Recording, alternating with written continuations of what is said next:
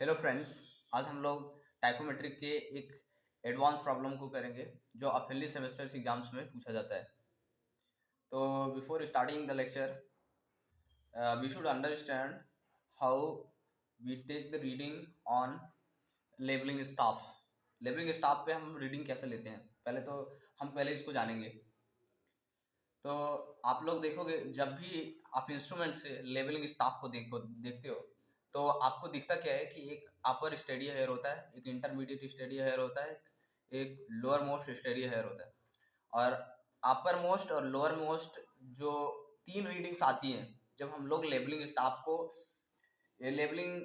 को देखते हैं, तो हमारा एक अपर मोस्ट स्टेडी हेयर, एक इंटरमीडिएट स्टेडी हेयर और लोअर मोस्ट स्टेडी हेयर।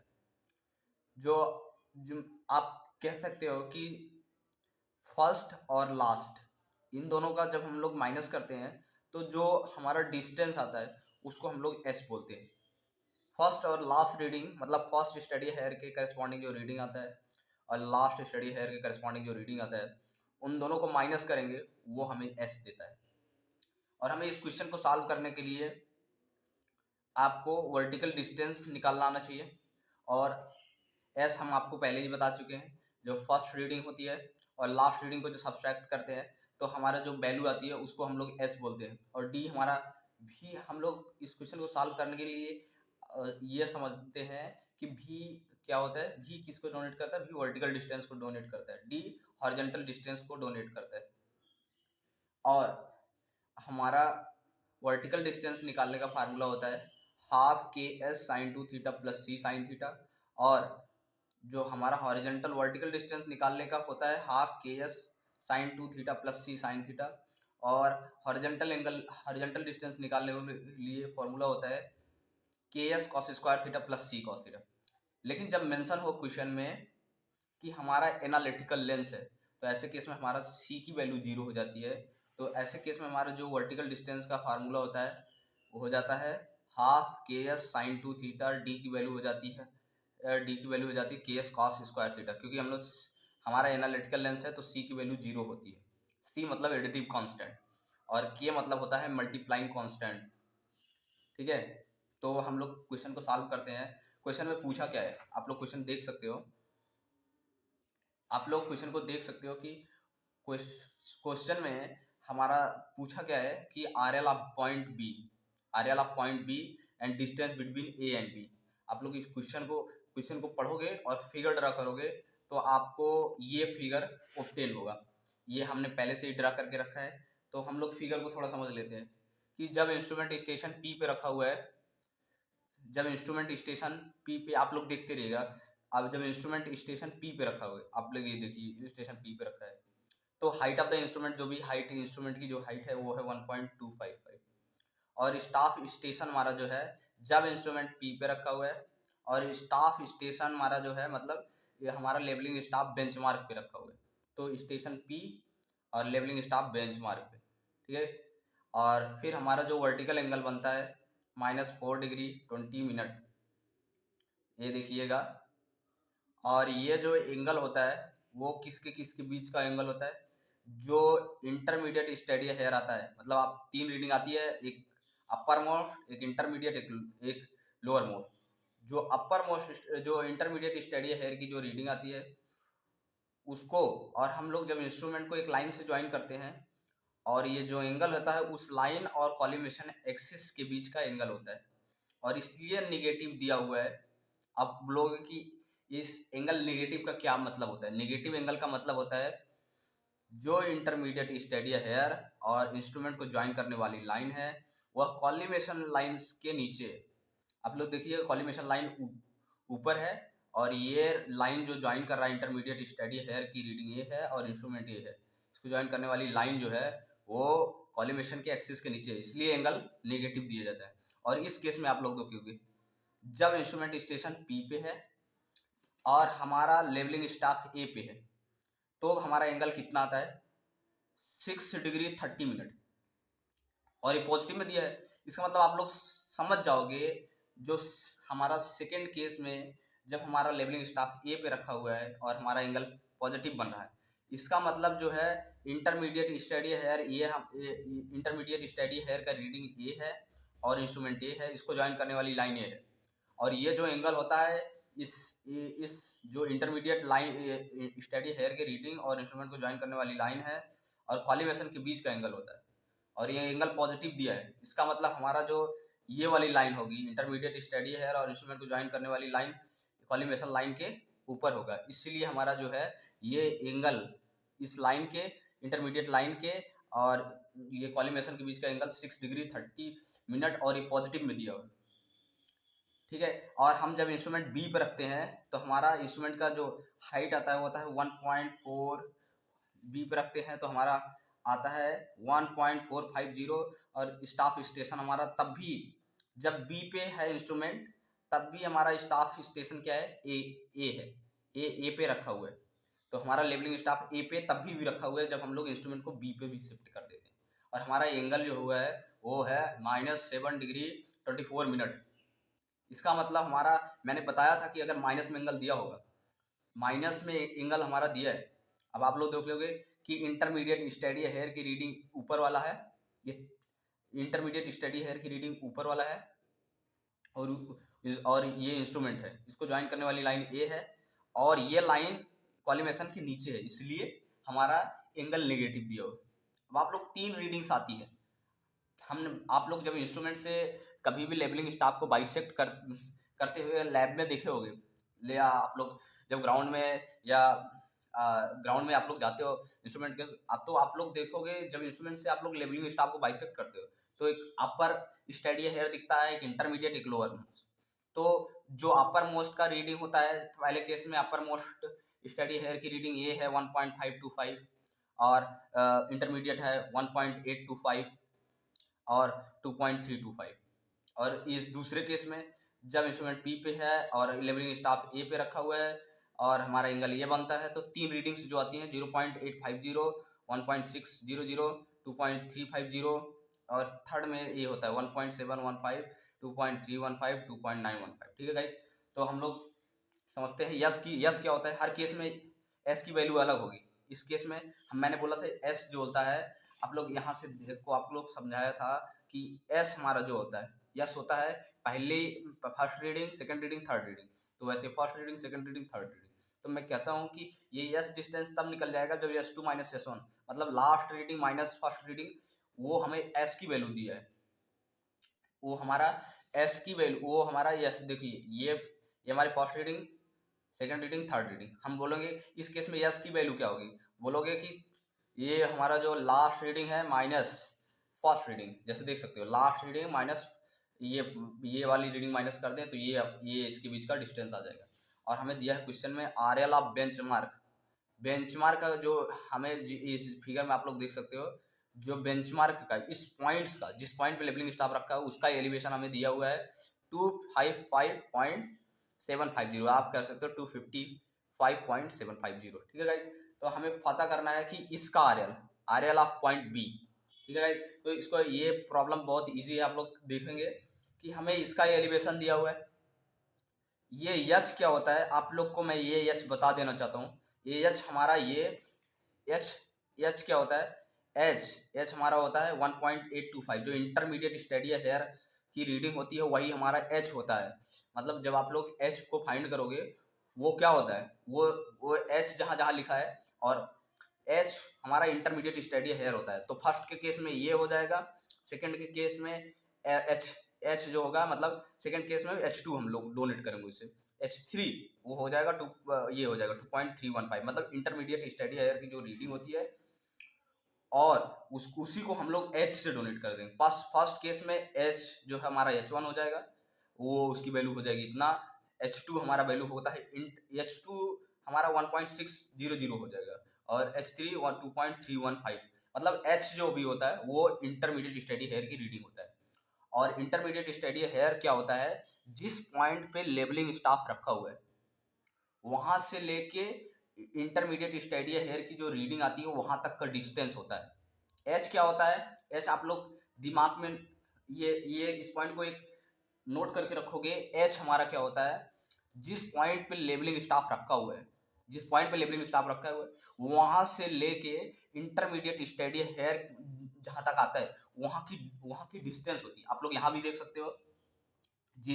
मैं बोलूंगा एच क्या होता है, और एच मैं बोला हूँ एच, और फर्स्ट केस में एच ये हो जाएगा, सेकेंड केस में H2 है, H2 की वैल्यू ये है, और H3 की वैल्यू ये है, H3 की वैल्यू ये 2.315। लेकिन और आप लोग फिगर से हमें आप लोग बोलोगे कि फिगर से क्या होता है, H1 H2 H3 क्या होता है। मैंने बोला कि H1 H2 H3 मतलब H जो होता है वो क्या होता है, जिस पॉइंट पे लेबलिंग स्टाफ हमारा रखा हुआ है वहां से लेके इंटरमीडिएट स्टडी हेयर के बीच में जो रीडिंग होती है उसी को हम लोग H बोलते हैं, और फर्स्ट केस में H1 बोल देंगे। ठीक है गाइस, तो हम लोग इस केस में देखते हैं, ये हमारा ये इस पॉइंट पे रखा हुआ है और वहां से लेके इंटरमीडिएट स्टडी हेयर के बीच की रीडिंग को H बोलते हैं, और सेकंड केस में H2 बोल देंगे। ठीक है गाइस, और हमारा V क्या होता है, V वर्टिकल डिस्टेंस।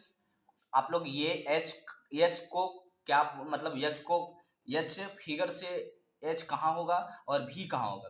भी क्या होता है, भी जो होता है वो किसके बीच में डिस्टेंस होता है, आप लोग इसको नोट करके रखोगे कि भी जो होता है वो इंटरमीडिएट स्टेडी हेयर से लेके लाइन ऑफ कॉलिमेशन के बीच का डिस्टेंस भी होता है। ठीक है गाइस, इंटरमीडिएट स्टेडी हेयर से लाइन ऑफ कॉलिमेशन तक का जो डिस्टेंस होता है वो भी होता है। ठीक है गाइस, हर केस में ये इस केस में देखिएगा ये लाइन ऑफ कॉलिमेशन है और इंटरमीडिएट स्टडी हेयर के बीच का डिस्टेंस को हम लोग भी से डोनेट करते हैं। सेकंड केस में V2 हो जाएगा।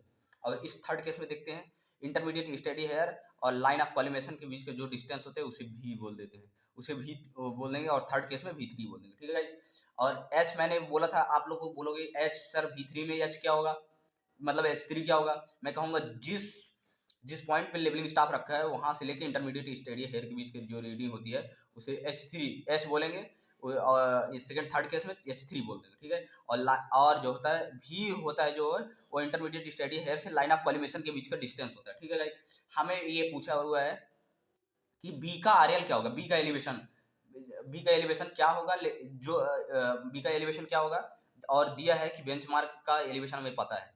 तो आप लोग क्या करोगे, जो हमारा रूल रहेगा इसको आरएल बी को फाइंड करने का, देखिए कैसे क्या रहेगा, बेंचमार्क का एलिवेशन H1 प्लस V1, यहाँ तक पहुंच गए, यहाँ से चलते चलते चलते यहाँ तक पहुंच गया। ठीक है गाइज, अब क्या बोलता हूँ कि अगर मैं इसमें ये जो डिस्टेंस है थोड़ा थोड़ा सा जो डिस्टेंस है, ये कौन सी लाइन है, ये जिस पॉइंट में लेबलिंग स्टाफ रखा है वो वाली लाइन को मैंने एक्सटेंड कर दिया है दिखाने के लिए आप लोगों को। ये हमारी लाइन ऑफ कॉलिमेशन, हम लोग यहाँ तक तो पहुंच गए, बेंचमार्क H1 V1 यहाँ तक पहुंच गए, ये यहाँ तक पहुंच गए। मैं कहता हूँ ये जो छोटा सा डिस्टेंस इसको जोड़ दूँ तो इस पॉइंट तक पहुंच जाऊंगा, इस पॉइंट तक पहुंच जाऊंगा, फिर उसमें H3 जोड़ दूंगा, H3 जोड़ दूंगा, V3 जोड़ दूंगा, तो यहाँ तक पहुंच जाऊंगा। ठीक है गाइस, यहाँ तक पहुंच जाऊंगे इस लाइन ऑफ कॉलिमेशन तक, फिर ये चलते चलते फिर उसमें से इस हाइट इंस्ट्रूमेंट का हाइट माइनस कर देंगे तो इसका आरएल पता चल जाएगा। तो आप लोग मैं फाइंड करता हूँ। ठीक है गाइस, तो आप लोगों को पहले ही बता चुका हूँ कि फर्स्ट ऑब्जर्वेशन, ये हमारा जो पहला केस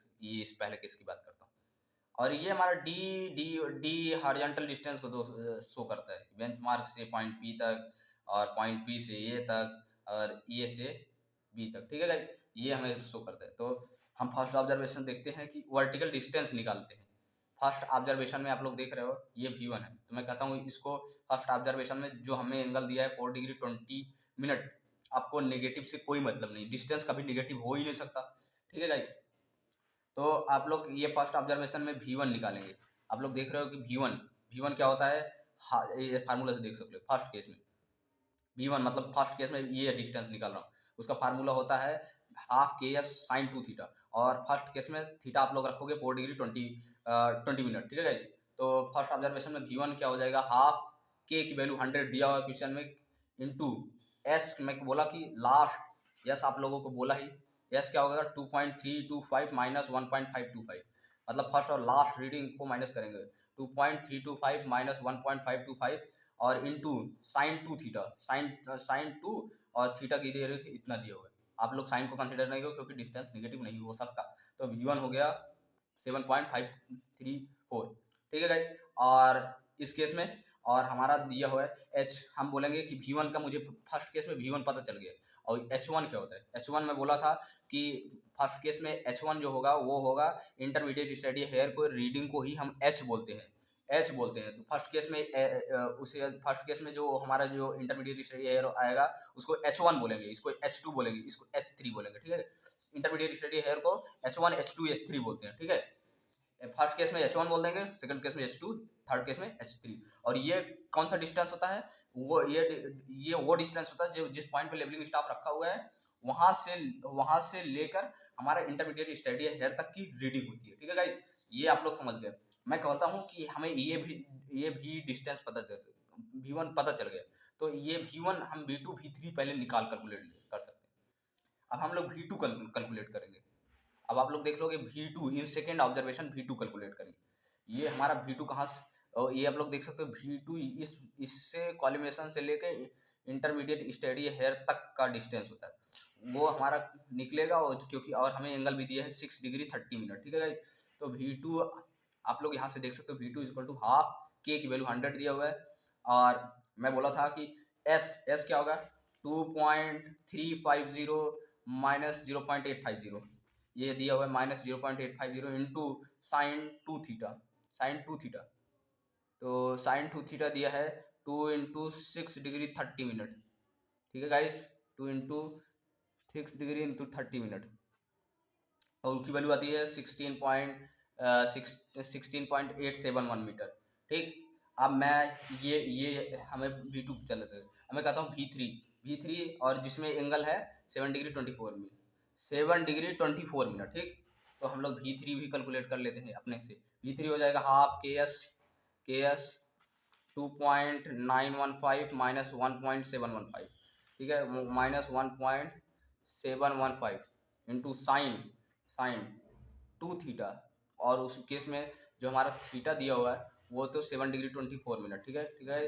तो मैं कहता हूँ कि ये हो जाएगा 2 इंटू 7 डिग्री 24 मिनट, वो डिस्टेंस आया 15.326 मीटर, ठीक।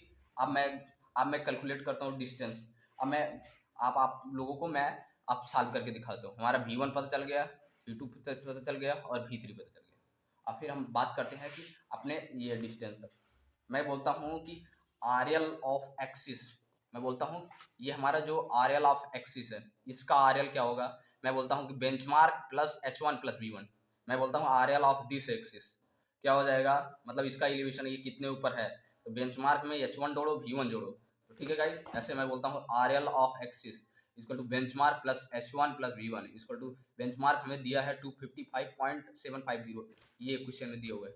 ये मेरे बेंचमार्क का जो RL दिया है उसमें H1 देख लो, आप लोग फिगर पीछे से देख सकते हो, H1 प्लस V1 जोड़ोगे तो आप लोग इस एक्सिस तक पहुंच जाओगे, इस एक्सिस तक पहुंच जाओगे, ठीक है गाइस। इस एक्सिस तक आप लोग पहुंच जाओगे।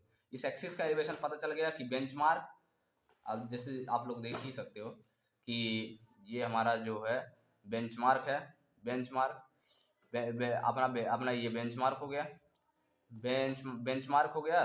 बेंचमार्क में H1 V1 यहाँ तक पहुँच गए, यहाँ तक पहुँच गए आप लोग, ठीक है।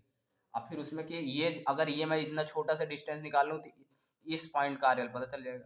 और इसमें और इसका ये छोटा सा डिस्टेंस क्या होगा V2 ये पूरा है और H2 यहाँ से है, V2 माइनस H2 कर देंगे तो ये डिस्टेंस पता चलेगा। मतलब इस लाइन का RL में अगर V2 माइनस H2 कर दें तो इसका RL पता चल जाएगा, इसका RL पता चल जाएगा। फिर उसका RL पता चलेगा, फिर उसमें H3 जोड़ देंगे, V3 जोड़ देंगे, फिर यहाँ तक पहुँच जाएंगे। फिर यहाँ तक में ये height of the instrument minus कर देंगे, ठीक है गाइस। तो फिर मैं देखता हूँ, आप लोग पीछे जाके देख सकते हो RL of point A, RL of point A क्या होगा, RL of axis plus V2 minus H2, ठीक है। और सेकेंड केस में H2 की वैल्यू दी है 1.600, तो ऐसा हो गया।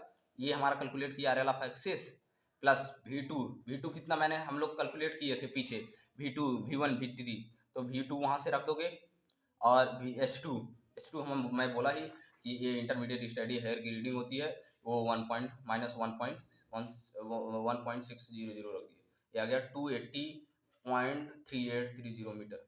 ये हमें RL of axis instrument when instrument kept at B, RL of axis when instrument kept at B, तो मतलब ये कह रहा है कि इसका जो RL होगा इस लाइन ऑफ कॉलिमेशन का, जब इंस्ट्रूमेंट बी पे रखा हुआ है तो जो हमारा ये लाइन ऑफ कॉलिमेशन उसका क्या एलिवेशन होगा। मैं कहता हूँ कि यहाँ तक तो मैं पहुँच गया, और फिर H3 V3 जोड़ दिया तो यहाँ तक कोई पहुँच गया।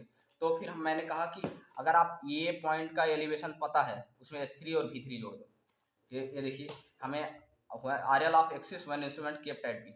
तो क्या कहते हैं आपको RL ऑफ ए का RL पता है और ए का RL पता है 280.380 मीटर और 280.380 मीटर, उसमें H3 भी जोड़ दो V3 भी जोड़ दो तो हो जाएगा 280.380 प्लस H3 हमारा है 2.315 और V3 भी हमारा कितना है 15.326। ये हो गया 298.021। ये पहुंच गए आप कहाँ तक, आप पहुंच गए RL of axis when instrument kept at B. मतलब आप लोग यहाँ तक पहुंच गए। मतलब जब आपको ए का एलिवेशन पता है उसमें H3 जोड़ दो भाई V3 जोड़ दो तो यहाँ तक पहुंच गए। यहाँ तक पहुंच गए, उसमें से height of the instrument minus कर दो। हाइट ऑफ द आप लोग पहुंच गए कि RL of B equal to क्या होता है, मैं बोला RL ऑफ एक्सिस तुम्हें पता है वो है 298.021 metre minus height of the instrument 1.450। ठीक है, आप इसको माइनस कर दोगे, उसको माइनस कर दिए आ जाएगा 296.571 मीटर। ठीक है गाइस, अब हमें और एक चीज़ फाइंड करना था क्वेश्चन में कि हमारा distance between A and B क्या है। तो distance between A and B हमें निकालना है। वो होता है कि distance between A and B, मैं बोला था आपको पीछे बताया था कि डिस्टेंस निकालने का फार्मूला होता है डी इक्वल टू के एस कॉस स्क्वायर थीटा, और हमें पूछ रहा है ये D3। तो हमारा हमें ये फार्मूला होता है डिस्टेंस निकालने का के एस कॉस स्क्वायर थीटा, और लेकिन हमें डिस्टेंस पूछा है D3। तो हम जो एंगल करेंगे वो थर्ड वाले केस का मतलब 7°27' वाला एंगल का यूज करेंगे। हमें D3 फाइंड करना है। D3 मतलब ये आप ये डी का फार्मूला देख रहे हो, डी इक्वल टू के एस कॉस स्क्वायर थीटा, और हमें D3 फाइंड करना है। तो हमें ऐसे में D3 फाइंड करना है तो ये एंगल भी हम थर्ड वाले का रखेंगे। वो भी एंगल दिया है 7°24'। तो हम लोग यहाँ से देखते हैं पीछे से distance between A and B, ये होता है K S cos square theta, के की वैल्यू 100 दिया है क्वेश्चन में, इंटू यस क्या होता है, यस हमारा होता है last reading minus first reading 2.915 minus 1.715। आप लोग माइनस करो 2.915 माइनस 1.715 इंटू कॉस स्क्वायर, ये कॉस स्क्वायर थीटा था और थीटा भी मैं थर्ड वाला रखोगे, कॉस स्क्वायर थीटा है 7°24', वो आ गया 118.009 metre. Thank you guys. I think you will appreciate my effort. Do subscribe my channel. If you find any queries, do write in the comment box. Okay, bye bye. Thank you.